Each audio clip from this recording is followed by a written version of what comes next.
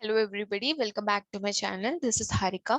So in this video, as a part of document understanding with Forms AI, we are going to see how we can use the extractor that we've created in the previous video in our studio. So for that, I think it's pretty much clear for you how we have created an extractor. So if you have not watched that video, I would suggest you please go and watch that video. That will give you enough understanding of how to create an extractor. So here I have my extractor, right?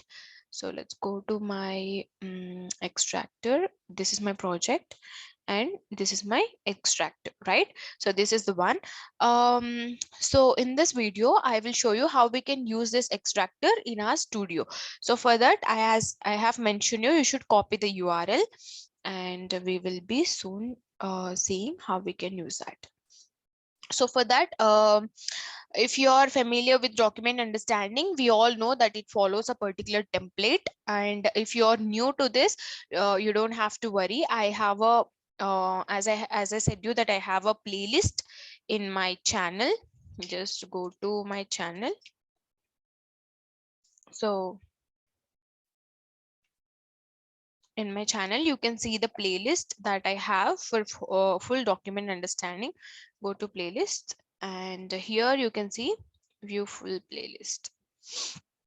So these are all the videos that we have for document understanding. So let's start it from the part one. And if you wanted to see only the framework portion, and if you think that you are familiar with all different types of extractors and what we're going to do, you can directly go to the framework part, document understanding framework part, because I will be using that in this video.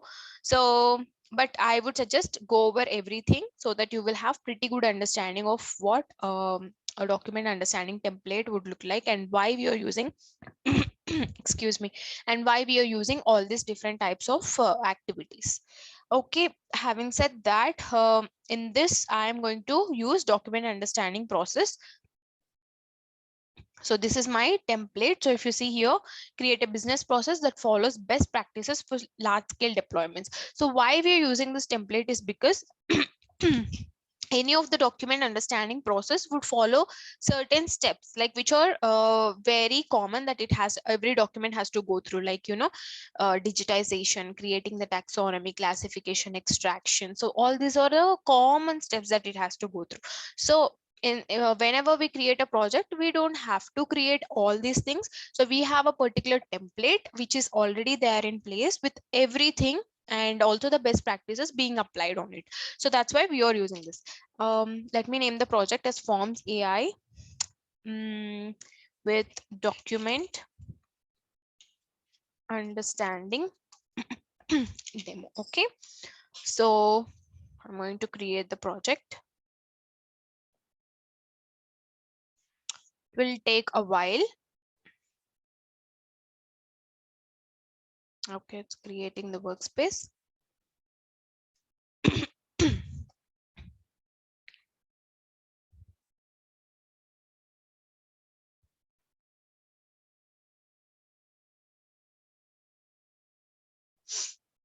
Okay, we are good. So once that is done, we can see these are all the things. So we know that we have different types, like through attended automation we can do, and through action center also we can do. And in one of my video, I have clearly explained how document understanding would work with action center, and you can get good knowledge about it in that video. So here we have everything, just like how we will get it in our RE framework. Just like that, we have every module, all XAMLs are being, prepared, and all we have to do is link them up using config file, assets, and everything. So now let's go to attended automation XAML. I'm going to open the main workflow. So this is my workflow that is there. So if you want to understand what each module actually does, so I would suggest you go and watch that video, because in this video I'm not going to talk about all those because it's already been there in the other video. So I'm directly going to we will read the config, and if it's an attended mode, we know that we have to select the file, and initialization process. Later we have digitization, right? So in digitization, let's see what OCR engine we are using. We're using UiPath document OCR, which is in line with the OCR engine that we have selected while creating the extractor. Like while creating the project, we have selected the OCR engine, right? So it should be in line with that. So once the digitization is done, we have to classify. But before to all of this, we have one important thing, which is taxonomy, right? So if you see, we have a taxonomy manager. Just click on it, and we know that so in the template we have all these by default. So under structured documents, I'm going to create a new document type, which is 4506D form. Okay, save it. Fine, it was saved. And under this form, I wanted to add a new field. Okay, so what are the fields that I have in my extractor that I have created? So let's have a look at it. Let's go to the document.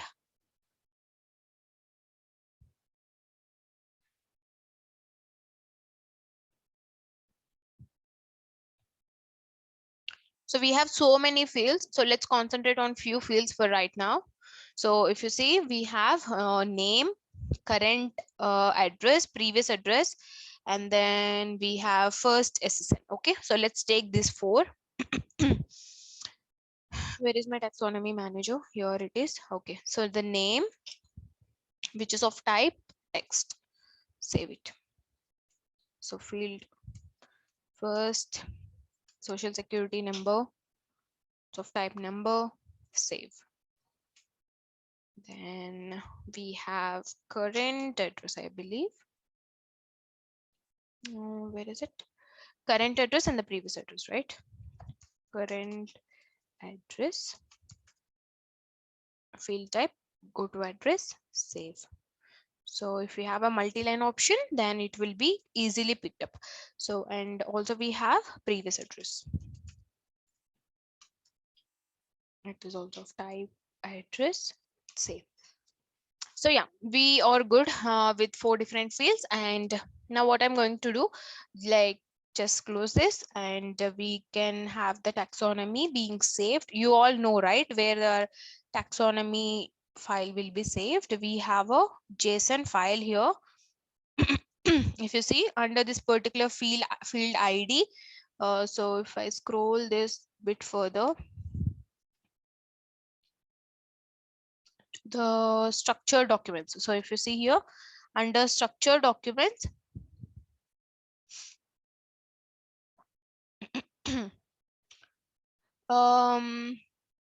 under structured documents, we will have this being saved.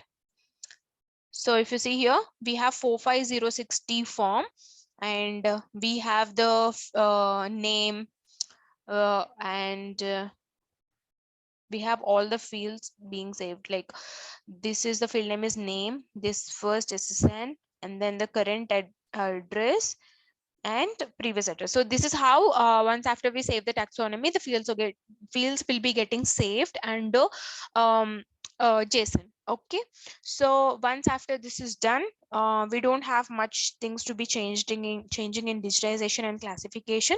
So let's go to the main part, which is processing the document. Excuse me for the bad throat. So I'm going to extract this. So for extraction, we already know we have different types of extractors: regular regex based extractor, intelligent form based extractor for handwritten information, and we have ML extractor. But now in this video, we're not going to use all of this. So my interest is only machine learning extractor. So I'm just pulling the machine learning extractor over here. So if you just observe, we are not downloading, I mean, like we are not importing any packages or anything as well, because in the template itself, in the framework itself, we have all the packages being deployed. So previously, if you observe, we used to for having the machine learning extractor, we have to download the ML capabilities and all these, right? So now we don't have to do, just we have, if we have the template, then we are good with all the packages inside the project. So now here it's asking for the endpoint. So this is the place where the endpoint that the extractor that we've created comes into picture. So I'm going to document understanding, and inside my sample project I'm having the extractor. So just go and copy the URL and just come over here, just paste the URL, and we have the API key as well. So I believe you already know where to get the API key from. So we have under licenses, go to admin. Under admin, we have something called licenses. So if you observe here, we have something for document understanding. Just copy this API key and you can paste it over here. Okay, but if you observe here in the already existing ML extractors, they are taking it from the config file. So this is a best practice. So I would also be taking it from the config file as well. So for that I have to create the assets, which I have already created. So as my machine is connected to a different tenant, if you see, this is a different tenant, but here I'm going to talk about one important point. See, my extractor is created in a different cloud account on a different base. Here I'm using my studio in which is connected to a different tenant, but still I could able to access the extractor just with the endpoint and the API key connected to that particular tenant. Okay, so this is also one good learning that we can see. So that means whatever, if you have created the extractor and if you can provide the API key, your team can work on all of the it can your team can utilize the extractor that you have created, right? So it's the best thing, so we can avoid multiple people creating or working on the same extractor, right? So now what I'm going to do, I'm going to keep this under an asset, and for that I'm going to delete this. And okay, what I will do first, let me keep it over here and get the capabilities. Okay, and configure this. So to configure this, first let me select this one. So if you just observe, I'm going to expand this 4506D form, and here I got all the fields that I've created in the taxonomy, and I have given the endpoint and API key. So when I scroll this, I can see all the fields that are there in my extractor. So these are the fields that are from extractor. Just like how we have the machine learning extractor, in the same way we are training the model and we are using it in our studio. So in this extractor, we have all the keys that we have created. So if you want to see, we can go over here.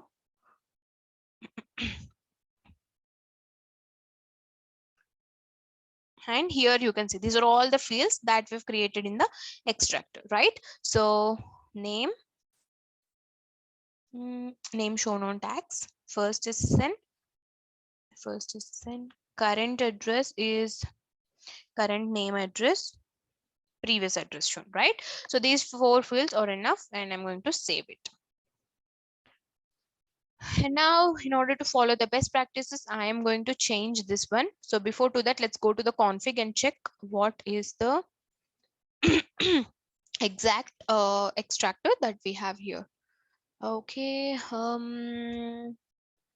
so for this, let's go to API key. Okay, I can do one thing. I can keep my endpoint as it is, but with respect to my API key, I can change this to this, right? So what I'm going to do, I will change this to, just copy this one and paste this over here. We're good with this. and later the endpoint, let it be this way, or else you can create an asset. That's also completely fine. So once after this is done, what I'm going to do, going to okay, one more important thing that I have to tell you.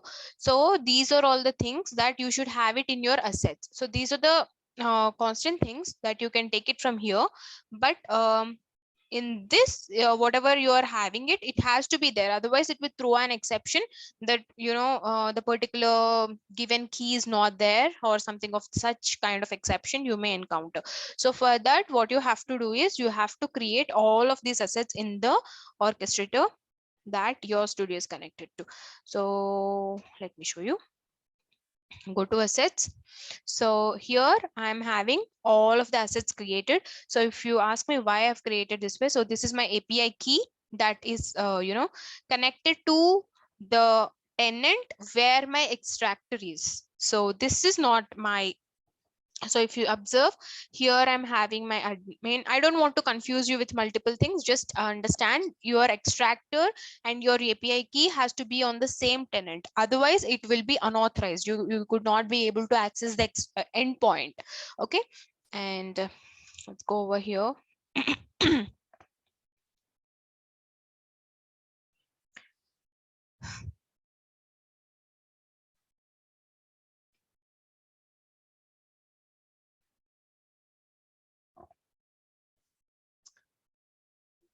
Cool. I'm having my assets. So if you ask me why I've given this boolean, if you see the description, the validate classification, validate extraction, if this set to true, classification will always go through manual validation. So that's why I have set them to false. Okay. This is a boolean value. How you can create it? Just create an asset, give the same name, and change this to boolean and give it false. If you don't want the validation all the time, if you want it, then it's good, you can change this to true. That's not a problem. Okay, but you will be doing the manual validation all the time. And once after you create these assets, we are good. Just save this and go to attended, and let's debug or run the file.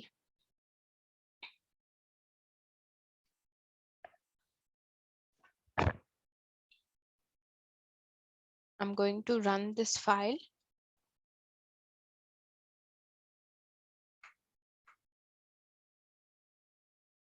So we can just monitor.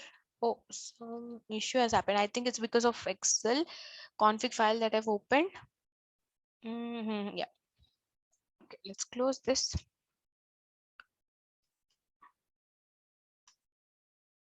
Run the file again.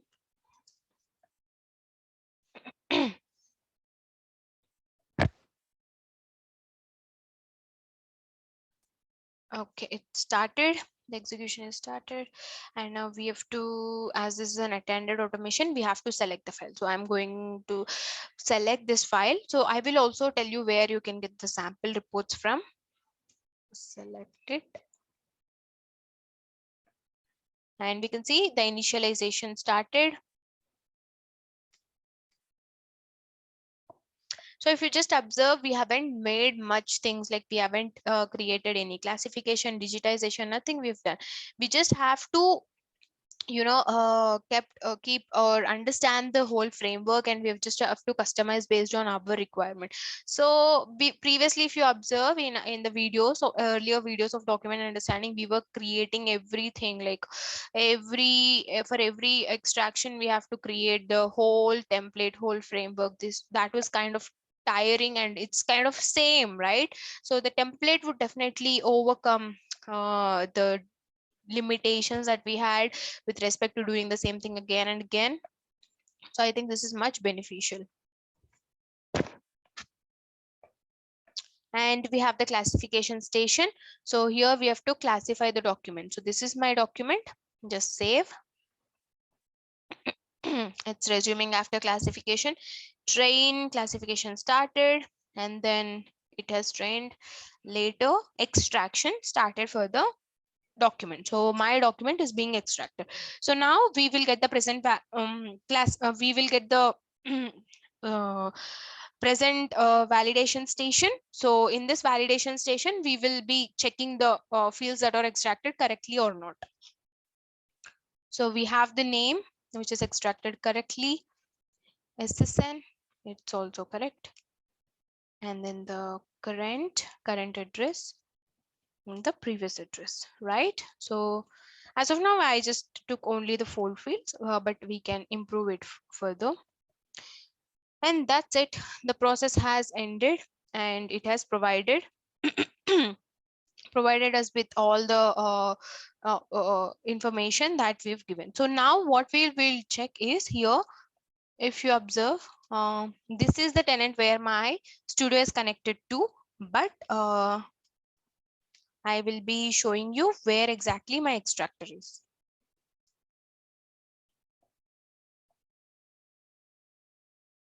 This is the place where my extractor is.